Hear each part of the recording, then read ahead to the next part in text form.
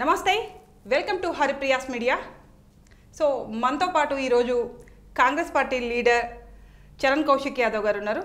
నమస్తే సార్. నమస్తే సార్, ఇప్పుడు కేటీఆర్ ఫోన్ ట్యాపింగ్ విషయంలో ఆయన అడిగినప్పుడు ఒక్కరిద్దరిని లంగల దొంగల ఫోను మేము ట్యాప్ చేస్తే తప్పేముంది, ఇదో పెద్ద అంతర్జాతీయ విషయమా అని అంటున్నాడు.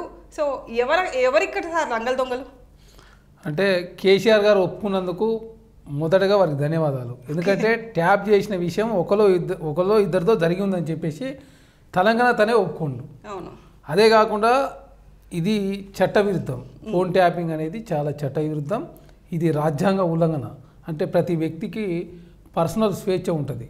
రాజ్యాంగంలో కల్పించినటువంటి హక్కుని హరించే దానిలో భాగంగా దేశద్రోహులు లేకపోతే నక్సలైట్లకు వాడే టెక్నాలజీని ఇజ్రాయెల్ నుంచి కొనుగోలు చేసి ఏకంగా కేంద్ర హోంశాఖ అనుమతి లేకుండా తెలంగాణ రాష్ట్రంలో ప్రతి వ్యక్తి యొక్క డేటాను, అదేవిధంగా ప్రతి వ్యక్తి ఎవరితో మాట్లాడుతుండు, వాళ్ళ ఫ్యామిలీ వాళ్ళు ఎవరితో సంపాదిస్తూ ఉన్నారు, అసలు వాళ్ళు ఎవరిని కలుస్తూ ఉన్నారు, వీరికి వారికి ఉన్న సంబంధాలు ఏంటనేది ప్రతి వ్యక్తి యొక్క స్వేచ్ఛను హరించే విధంగా తెలంగాణ రాష్ట్రంలో ట్యాపింగ్ పాల్పడడం చాలా స్పష్టంగా కనపడతా ఉంది. ఎందుకంటే కేటీఆర్ గారు ఒకరు ఇద్దరు చేసి ఉండవచ్చని చెప్పిన వెంటనే వారు నిర్ధారణకు వచ్చినట్టు మేము భావిస్తూ ఉన్నాం. ఏది ఏమైనప్పుడు కూడా తెలంగాణ రాష్ట్రంలో ఫోన్ ట్యాపింగ్ పాల్పడే ప్రతి ఒక్క వ్యక్తి దాని విషయంలో ఉన్నటువంటి కీలకదారులు కావచ్చు, పాత్రదారులు కావచ్చు, ఖచ్చితంగా తెలంగాణ రాష్ట్రంలో కాంగ్రెస్ ప్రభుత్వం చాలా పారదర్శకమైనటువంటి విచారణ చేయాలని చెప్పి కోరుకుంటా ఉన్న ప్రజలంతా ఆ దిశగా కాంగ్రెస్ ప్రభుత్వం ముందుకు పోతాం. సార్, అంత ఈజీయా సార్ ఫోన్ ట్యాపింగ్ చేయడం?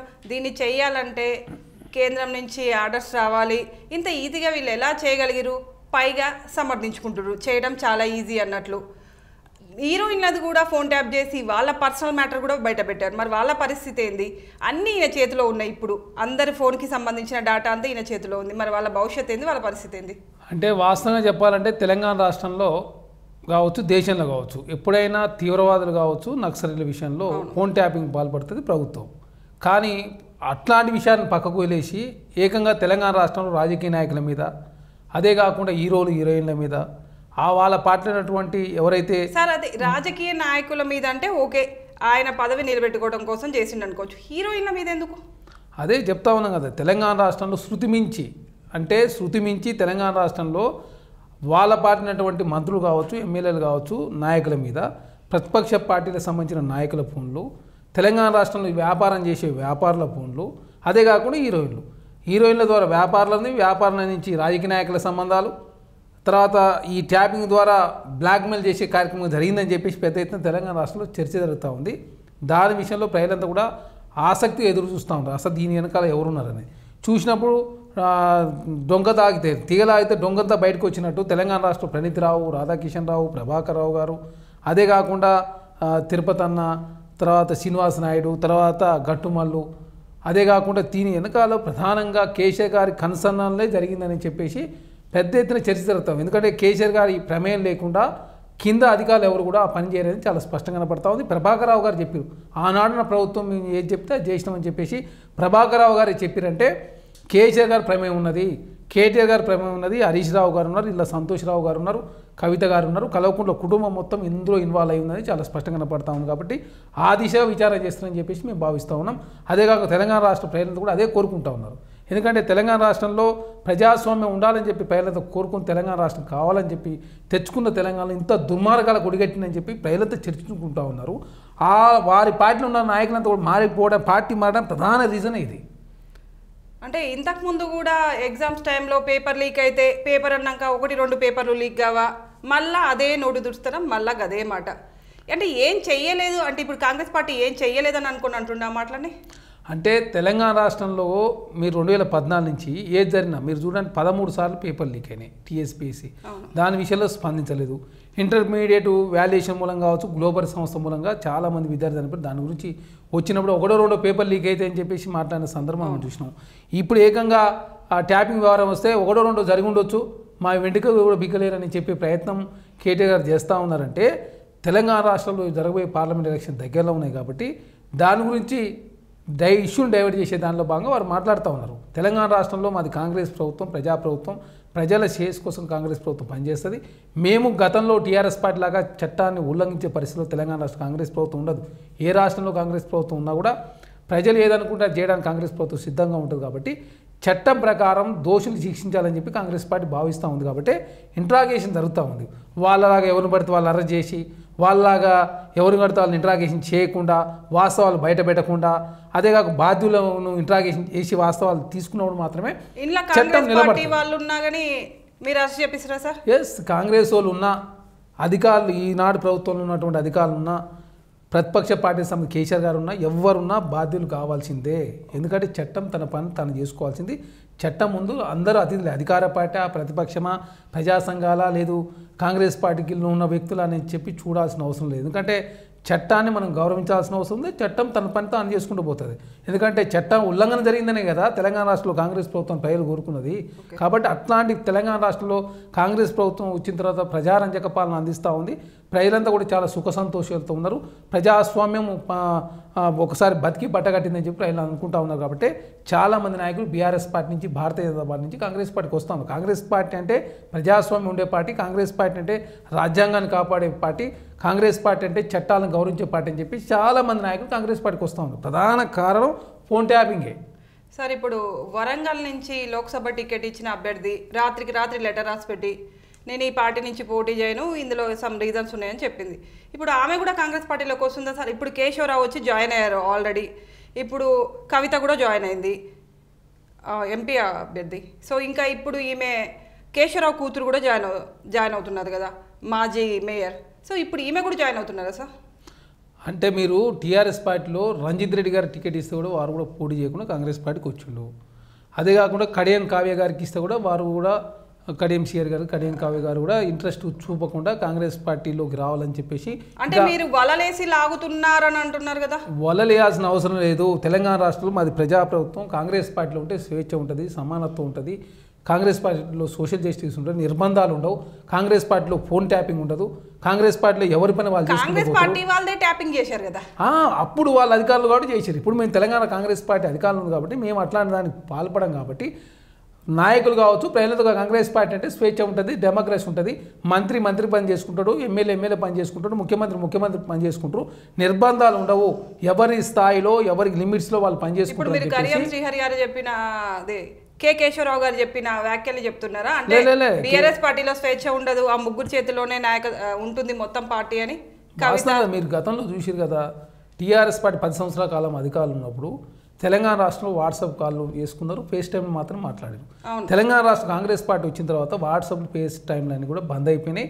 తెలంగాణ రాష్ట్రంలో ప్రతిపక్ష పార్టీకి సంబంధించిన వాళ్ళు కూడా మంత్రులను కలుస్తూ ఉన్నారు.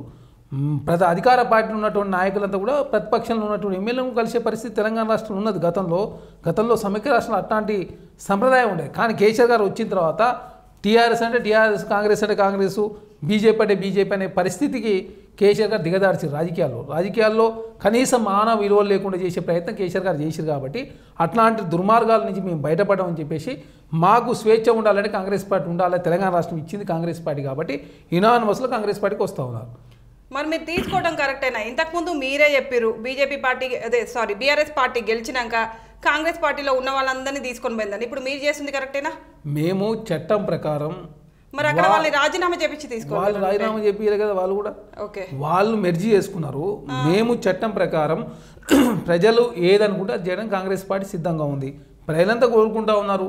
వాళ్ళ కార్యకర్తలంతా కోరుకుంటుంటే వాళ్ళు స్వచ్ఛందంగా కాంగ్రెస్ పార్టీకి ఎలాంటి యునానిమస్గా వస్తున్నప్పుడు కాంగ్రెస్ పార్టీగా మాది రాజకీయ పార్టీ, మాదేమో స్వచ్ఛంద సంస్థ కాదు, మాదేమన్నా లేకపోతే మేమే తెలంగాణ రాష్ట్ర కొత్త సంప్రదాయం తెలియజేయలే. ఇది గతంలో జరిగింది. తెలంగాణ రాష్ట్రంలో కాంగ్రెస్ పార్టీని ప్రభుత్వాన్ని కూల్స్తామని చెప్పేసి బీఆర్ఎస్ పార్టీ నాయకులు, భారతీయ జనతా పార్టీ నాయకులు మాట్లాడుతున్నప్పుడు మా ప్రభుత్వాన్ని కాపాడుకునే దానిలో భాగంగా మేము కూడా కొన్ని నిర్ణయాలు తీసుకోవాలి. ఎందుకంటే తెలంగాణ రాష్ట్రంలో కాంగ్రెస్ పార్టీని 64 స్థానాలు ఇచ్చి ప్రజలు కాంగ్రెస్ పార్టీ పాలించమని చెప్పేసి కాంగ్రెస్ పార్టీ అధికారులు తీసుకొస్తే అట్లా ప్రజల యొక్క శ్రేయస్ కోసం తెలంగాణ కాంగ్రెస్ పార్టీ అధికారులకు వస్తే ప్రజలు కోరుకున్న ప్రభుత్వాన్ని దించే ప్రయత్నం కేసీఆర్ గారు చేస్తూ ఉన్నారు. కాబట్టి అట్లా దించనీయమని చెప్పేసి చాలామంది కాంగ్రెస్ పార్టీలోకి వస్తూ ఉన్నారు ఎమ్మెల్యేలు. కాబట్టి మేము దానిలో భాగంగా తెలంగాణ రాష్ట్రంలో అందరూ తీసుకుంటలేదు.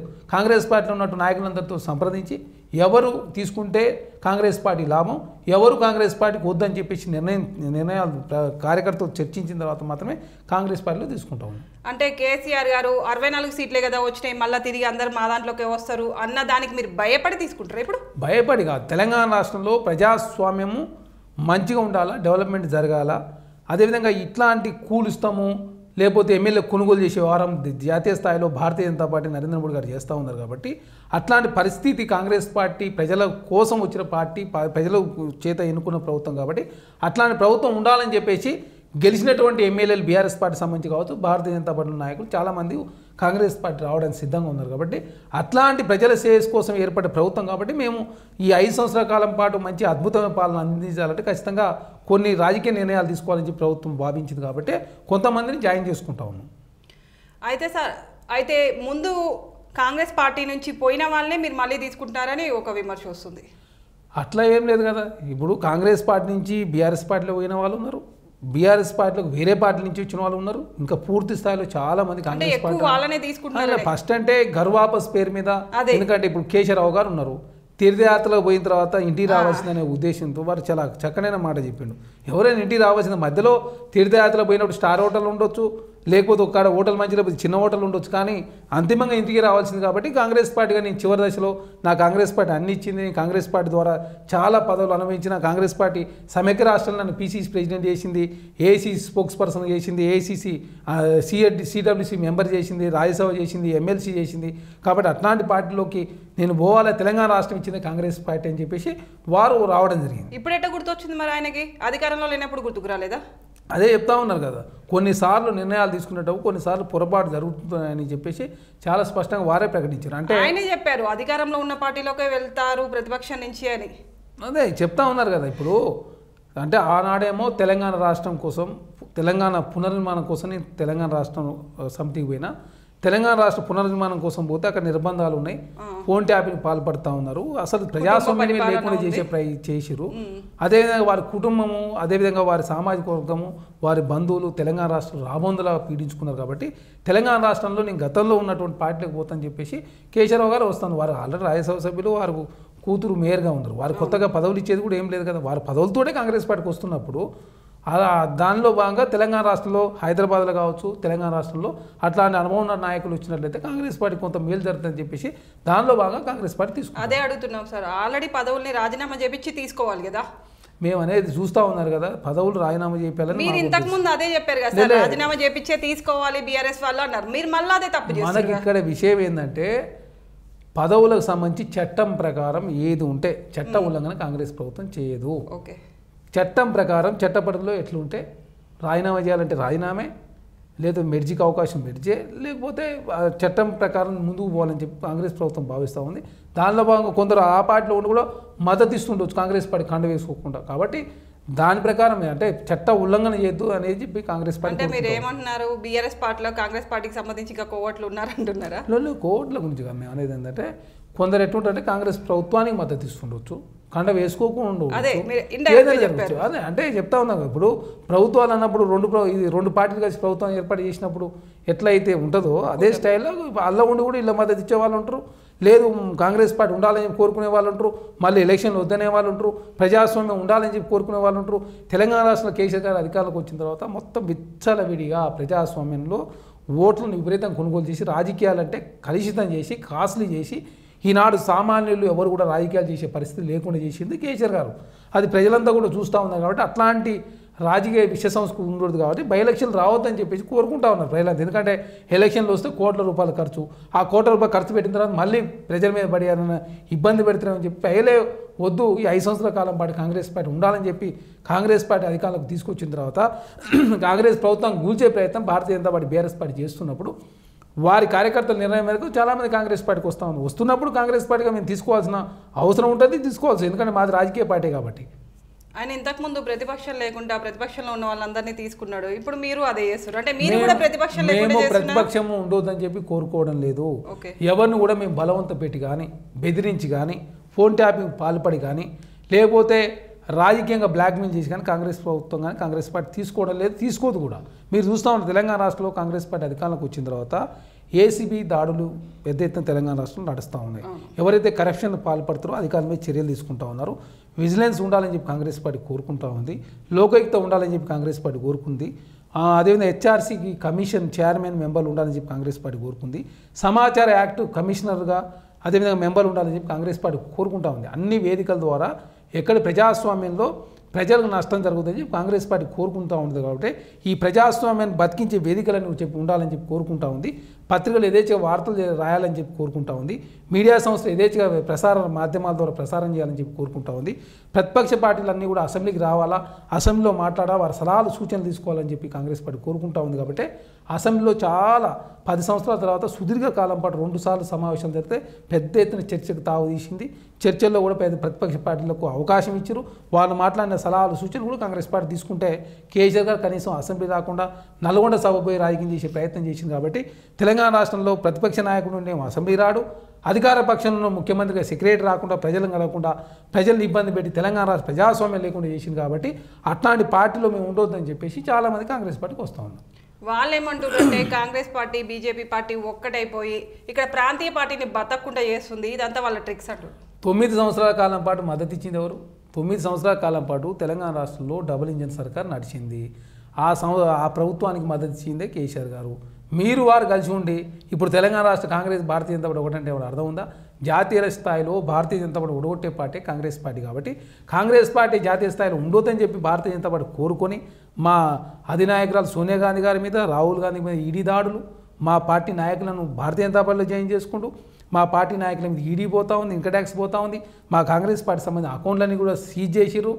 అదే కాకుండా తెలంగాణ రాష్ట్రంలో కావచ్చు, జాతీయ స్థాయిలో కావచ్చు, కాంగ్రెస్ పార్టీ ఆఫ్టర్ జోడో యాత్ర తర్వాత చాలా బలపడ్డ తర్వాత కాంగ్రెస్ పార్టీ ఉంటే మేము 3వసారి అధికారం రావాలని చెప్పేసి కాంగ్రెస్ పార్టీలో ఉన్న నాయకులందరూ తీసుకుపోయి రాజ్యసభలు కాంగ్రెస్ పార్టీ నాయకులు బెదిరించి ఈడీ ఇన్కమ్ ట్యాక్స్ ద్వారా బెదిరిస్తూ ఉంటే ఏనాడు కూడా కేసీఆర్ గారు నోటి మెరపలే.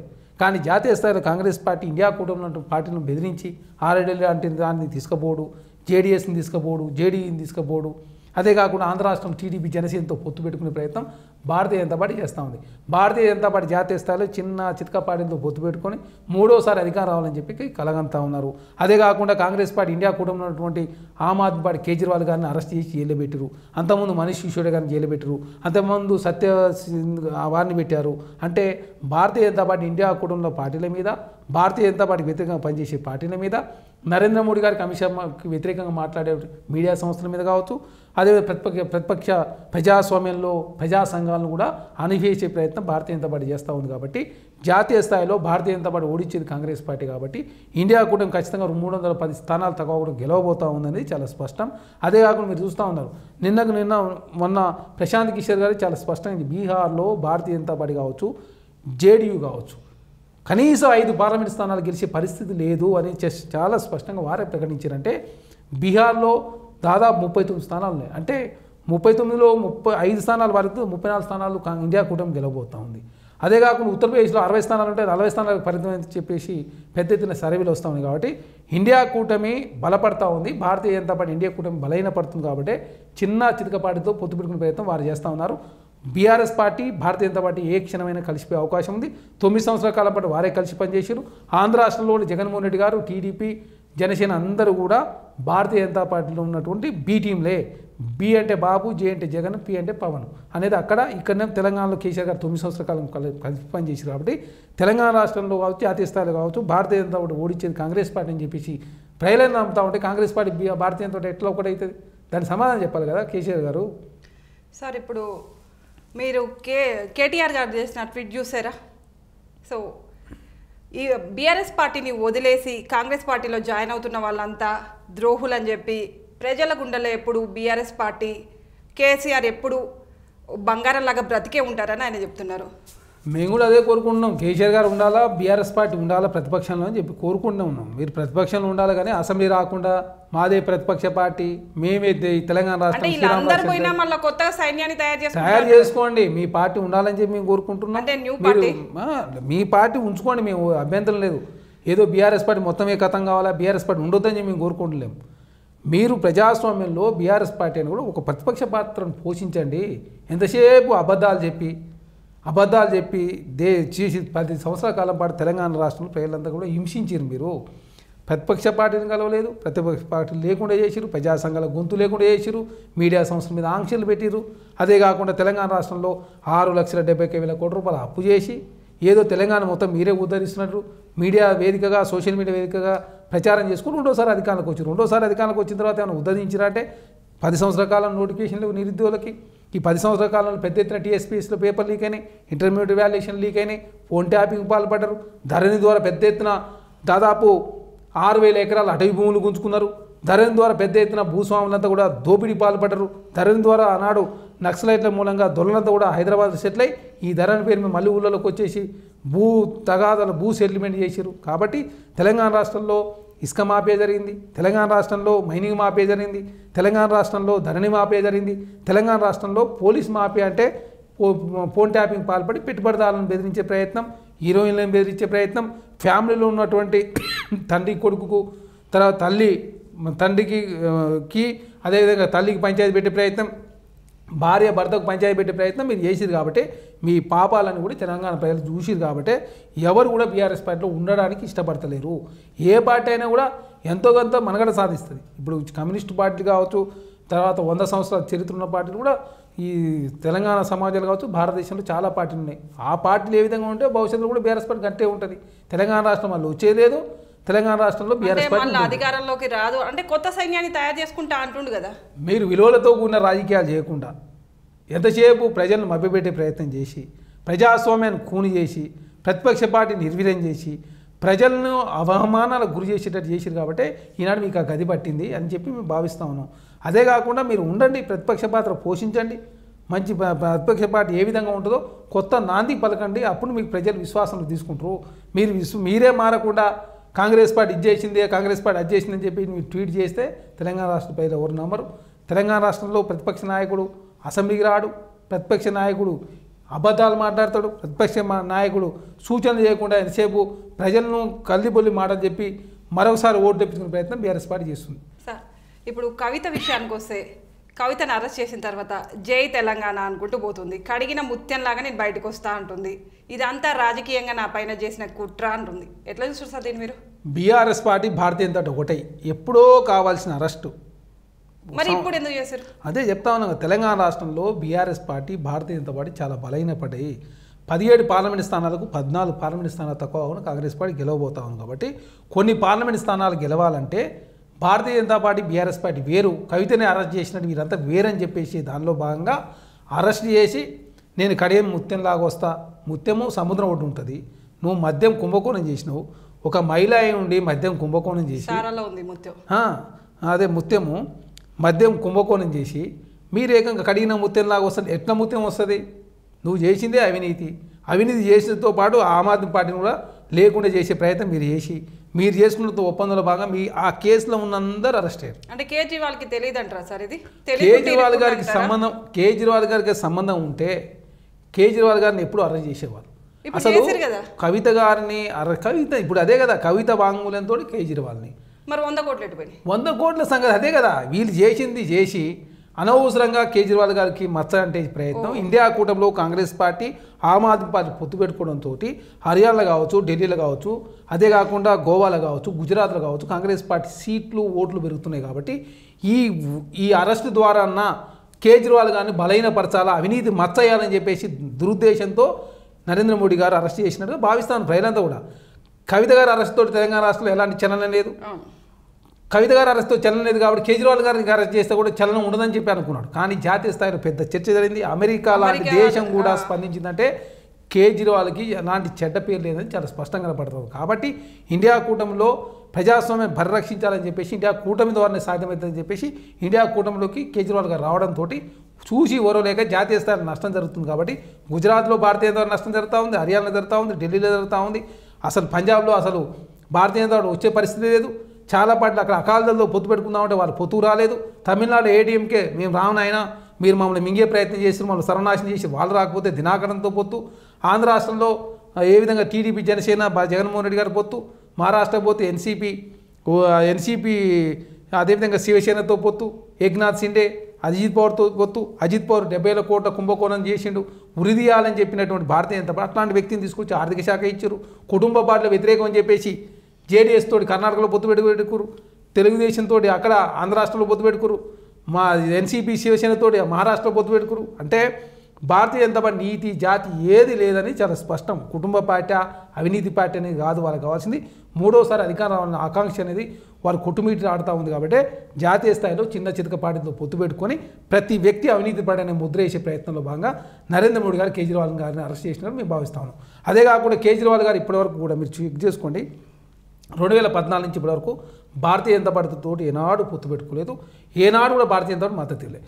కానీ 2014లో కాంగ్రెస్ పార్టీతోటి ఫస్ట్ ప్రభుత్వం ఏర్పాటు చేసిండు, తర్వాత మళ్ళీ డ్రాప్ అయ్యి రెండోసారి అధికారంలోకి వచ్చిండు, మూడోసారి అధికారంలోకి వచ్చిండు. తర్వాత చాలా బిల్లులకు కూడా ఢిల్లీకి సంబంధించిన ఇష్యూలో కూడా కాంగ్రెస్ పార్టీ ఆమ్ ఆద్మీ పార్టీ మద్దతు ఇచ్చింది. కాబట్టి అదే కాకుండా హిమాచల్ ప్రదేశ్ మన ఉత్తరాఖండ్లో కూడా భారతీయ జనతా పార్టీ కావచ్చు, అదేవిధంగా వ్యతిరేకంగా Aam Aadmi party Congress party support చేసింది. కాబట్టి కేజ్రీవాల్ గారు కాంగ్రెస్ పార్టీతో పొత్తు పెట్టుకోవడం జరిగింది. ఇప్పుడు ప్రజల్లో ఒక చర్చ నడుస్తుంది సార్, ఇంకా బీఆర్ఎస్ పార్టీ పరిస్థితి ఇక పూర్తిగా ఎవరు లేకుండా పోతే ఒక 4-5 వాళ్ళ కుటుంబానికి సంబంధించిన వాళ్ళ వరకే మిగిలితే కాంగ్రెస్ పార్టీలో మెర్జ్ చేస్తారని, సోనియామ్మని కలిసి కాంగ్రెస్ పార్టీలో మెర్జ్ చేస్తారని ఒక వార్త వస్తుంది. లేకపోతే ఇటు బీజేపీ పార్టీలో మెర్జ్ చేస్తే కవితకి సంబంధించిన కేసు పోయే అవకాశం ఉంది, అటన్నా ఇటన్నా మెర్జ్ చేస్తారని, ఎక్కువ కాంగ్రెస్ పార్టీలో మెర్జ్ చేస్తారని చర్చ జరుగుతుంది. భారతీయ జనతా పార్టీలోనే బీఆర్ఎస్ పార్టీ కలిసిపోతుంది. ఆ కేసులు కావచ్చు, ఇంకోటి కావచ్చు. ఎందుకంటే 9 సంవత్సరాల కాలం పాటు మద్దతు ఇచ్చింది వారే. ఆనాడు తెలంగాణ రాష్ట్రం ఇస్తే ఖచ్చితంగా కాంగ్రెస్ మెర్జ్ చేస్తామని చెప్పి మాట తప్పిండు కేసీఆర్ గారు. మాట తప్పిన వ్యక్తితోటి అసలు కలిసే ప్రసక్తి లేదని చెప్పి కాంగ్రెస్ పార్టీ ఏనాడు కూడా కేసీఆర్ గారికి అంచు కూడా పోలేదు. తర్వాత కాంగ్రెస్ పార్టీ దగ్గరికి వచ్చే ప్రయత్నం చేసినా కూడా ఇండియా కూటమిలో కూడా మేము కలుపుకోలేదు. అసలు మెర్జీ కాదు కదా, కేసీఆర్ ముఖం చూస్తాను కూడా సోనియా గాంధీ గారు కావచ్చు, కాంగ్రెస్ పార్టీ కావచ్చు, రేవంత్ రెడ్డి గారు ఎవరు కూడా ఇష్టపడరు. కేసీఆర్ గారి కుటుంబాన్ని మేము ఎట్టి పరిస్థితుల్లో దరిదాపు రానిచ్చేది లేదు. ఖచ్చితంగా వాళ్ళు జైలు జీవితం గడిపే రోజులు చాలా దగ్గరలో ఉన్నాయి. ఎందుకంటే పెద్ద ఎత్తున తెలంగాణ రాష్ట్రంలో అన్ని రకాల దోపిడీ చేశారు. ఆ దోపిడీలో వాళ్ళే భాగస్వాములు లేదు. కాబట్టి ఖచ్చితంగా కేసీఆర్ గారి కుటుంబం ఇంకా భవిష్యత్తులో జైల్లో గడిపే రోజులు చాలా దగ్గరలో ఉన్నాయి. అదే కాకుండా తెలంగాణ రాష్ట్రంలో కాంగ్రెస్ పార్టీ ఉండాలని ప్రజలంతా కోరుకున్నారు. అదే కాకుండా రేపు జరగబోయే పార్లమెంట్ ఎలక్షన్ కూడా కాంగ్రెస్ పార్టీ ఖచ్చితంగా మంచి మెజారిటీ స్థానాలు గెలవబోతా ఉన్నాం. ఇండియా కూటమి దేశంలో అధికారం రాబోతూ ఉంది. నరేంద్ర మోడీ గారు మూడోసారి ప్రధానమంత్రి కావద్దని చెప్పి ప్రజలంతా కోరుకుంటా ఉన్నారు. కాబట్టి దేశంలో ఇండియా కూటమితోటి సఖ్యత మెయింటైన్ చేసిన వాళ్ళు కావచ్చు, ఇండియా కూటమిలో ఉన్న వ్యక్తుల మీదకి ఈడీ, ఇన్కమ్ ట్యాక్స్, సిబిఐ పోతా ఉంది. ఇప్పుడు రేపు లోక్సభ ఎలక్షన్స్లో ఇక్కడ నుంచి ఎన్ని సీట్లు గెలిచే అవకాశం ఉంది సార్? 17కి కాంగ్రెస్ పార్టీ 14 పార్లమెంట్ స్థానాలు తక్కువ కాకుండా గెలవబోతా ఉంది. నిన్న మొన్న 12-13 14 గెలవబోతాం. ఎందుకంటే బీఆర్ఎస్ పార్టీలో పోటీ చేస్తానికి కూడా అభ్యర్థి ప్రకటించిన తర్వాత కూడా ఆ పార్టీ నుంచి పోటీ చేయడానికి ఇష్టపడలేదు. ఈరోజు కావ్య కావచ్చు, మొన్న రంజిత్ రెడ్డి కావచ్చు, రేపు ఇంకోళ్ళు కావచ్చు, ఎవరు కూడా బీఆర్ఎస్ పార్టీ నుంచి పోటీ చేయడానికి కూడా ఇష్టపడతలేరు. కాంగ్రెస్కు భారతీయ జనతా పార్టీ మధ్య పోటీ జరగబోతూ ఉంది. భారతీయ జనతా పార్టీ 10 సంవత్సరాల కాలం పాటు దేశంలో పెద్ద ఎత్తున ఈడీని, ఇన్కమ్ ట్యాక్స్, సిబిఐని ఉపయోగించి ప్రతిపక్ష పార్టీ లేకుండా చేసే ప్రయత్నం చేశారు. పెట్టుబడిదారులకు 14 లక్షల కోట్ల రూపాయలు రుణమాఫీ చేశారు. అదే కాకుండా అదానీ, అంబానీ మేలు కోసం నరేంద్ర మోడీ గారు పనిచేశారు. కాబట్టి ఎన్డీఏ అంటే national development for Adani, Ambani అని చెప్పి ప్రజలంతా ఆలోచనకు వచ్చారు. బీజేపీ అంటే భారతీయ జూమ్లా పార్టీ అని, బీజేపీ అంటే భారతీయ జూటా పార్టీ. ఎందుకంటే మాట ఇచ్చి మాట తప్పి నల్లధనం చేస్తానని, అదే కాకుండా దేశంలో పెద్ద ఎత్తున అవినీతి పాల్పడి విదేశాల్లో ఉన్న వ్యక్తులను తీసుకొచ్చి ఈ దేశంలో ఉద్ధరిస్తానని చెప్పిన నరేంద్ర మోడీ గారు విజయ్ మాల్యా గారిని వదిలేశారు, మొహిల్ చోక్సీ గారిని వదిలేశారు, లలిత్ మోడీని వదిలేశారు. పెద్ద ఎత్తున పెట్టుబడిదారుల 14 లక్షల కోట్ల రూపాయలు రుణమాఫీ చేసి తెలంగాణ రాష్ట్రం కావచ్చు, జాతీయ స్థాయిలో కావచ్చు రూపాయి పతనం అవడానికి కారణం నరేంద్ర మోడీ, ఎగుమతి తగ్గడానికి కారణం నరేంద్ర మోడీ, దిగుమతి పెరగడానికి నరేంద్ర మోడీ గారు, పేదరికం పెరగడానికి, నిరుద్యోగం పెరగడానికి, ఆకలి సవాలు పెరగడానికి, అధిక ధరలతో ప్రజలు ఇబ్బంది పడడానికి కారణం భారతీయ జనతా పార్టీ నరేంద్ర మోడీ గారు. కాబట్టి ఖచ్చితంగా మూడోసారి అధికారం రావద్దని చెప్పి ప్రజలంతా కోరుకుంటా ఉన్నారు. కాబట్టి రామమందిరం పేరు మీద ఓట్లు అడిగే ప్రయత్నం భారతీయ జనతా పార్టీ చేస్తూ ఉంది. కానీ రామమందిరం కూడా పెద్ద ఎత్తున మైలేజ్ రాకపోవడంతో చిన్న చితక పార్టీతో పొత్తు పెట్టుకునే ప్రయత్నం చేస్తూ ఉన్నారు. పొత్తుకు రాని వారిని ఈడీ ద్వారా, ఇన్కమ్ ట్యాక్స్ ద్వారా, సిబిఐ ద్వారా లొంగ తీసుకునే ప్రయత్నం. భారతీయ జనతా పార్టీకి ఎలక్షన్ చందాలు ఇవ్వకపోతే కూడా ఏ విధంగా సిబిఐని, ఈడీ, ఇన్కమ్ ట్యాక్స్ ఏ విధంగా ఉపయోగించుకొని వారు కూడా ఇన్కమ్ ట్యాక్స్ రైడింగ్ జరిగిన తర్వాత 10 రోజులకు పెట్టుబడులు పెట్టే ప్రయత్నం, అదే ఎలక్షన్ బాండ్ కొనుగోలు చేశారని చెప్పేసి మొన్న ఎస్బీఐ ప్రకటించిన వివరాల్లో కూడా చాలా స్పష్టంగా ఉంది. అంటే పెట్టుబడిదారులను బెదిరించే ప్రయత్నం అక్కడ నరేంద్ర మోడీ చేసిండు, ఇక్కడ కేసీఆర్ గారు చేశారు. కాబట్టి ఇద్దరికి చమరగీదనం పాలని చెప్పి ప్రజలంతా నిర్ణయానికి వచ్చారు. కాబట్టి తెలంగాణ రాష్ట్రంలో కాంగ్రెస్ పార్టీ అత్యధిక పార్లమెంట్ స్థానాలు గెలవబోతాం. Okay sir, thank you.